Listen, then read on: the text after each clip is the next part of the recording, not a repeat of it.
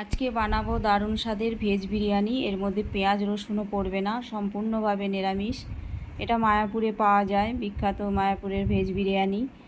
নিয়েছি 2 বাটি চাল, আমি ধুয়ে পরিষ্কার করে নিয়ে গ্যাসের উপরে বসিয়ে দিলাম। 2 ঘন্টা আগে ভিজিয়ে রেখেছিলাম। তারপরে দিয়ে দিলাম 1 চামচ নুন আর গোটা গরম মশলা, আর দেবো 2টো তেজপাতা আর 1 চামচ ঘি দিয়ে রাইসটা হতে দেব।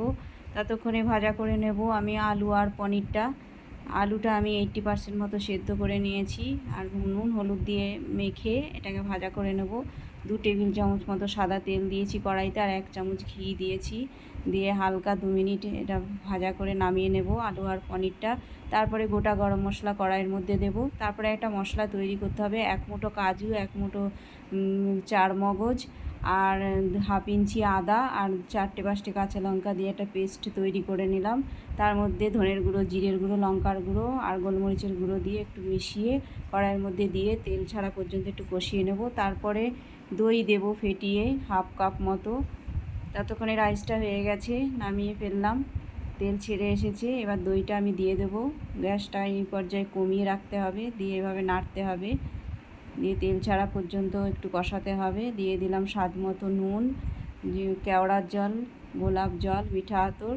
তারপরে একটু কষিয়ে নিয়ে আলু আর পনিরটা দিয়ে দিলাম। একটুখানি চিনিও দেবো 1 চামচ, ব্যালেন্স হওয়ার জন্য, যেহেতু টক দই দিয়েছি। এবার দেব গরম মশলা 1 চামচ, আর দেব বিরিয়ানি মশলা 2 চামচ মতো, দিয়ে একটু কষিয়ে নিয়ে নেড়ে চেড়ে নামিয়ে ফেললাম। কড়াই বসিয়ে দিয়েছি, ফুড কালার মেশানো একটু দুধ দিয়েছি প্রথমে, তারপরে রাইস দিয়েছি, তারপরে আলু আর পনিরটা দিয়ে দেবো উপর থেকে। তারপরে আবারও রাইস দেব, দিয়ে উপরে একটুখানি রাইসটা উপরে একটু তুলে দিয়ে ওর উপরে আবারও ফুড কালার মেশানো দুধ দিয়ে দেব।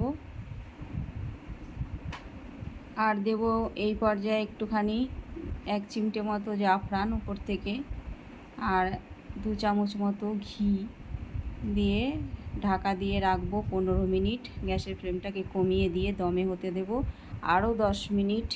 গ্যাস অফ করে আরও 10 মিনিট রাখতে হবে। রাখার পরেই ভেজ বিরিয়ানি রেডি। আমি পরিবেশন করে ফেলছি। বাড়িতে এরকম বানান, খেয়ে দেখুন কেমন লাগে। ধন্যবাদ।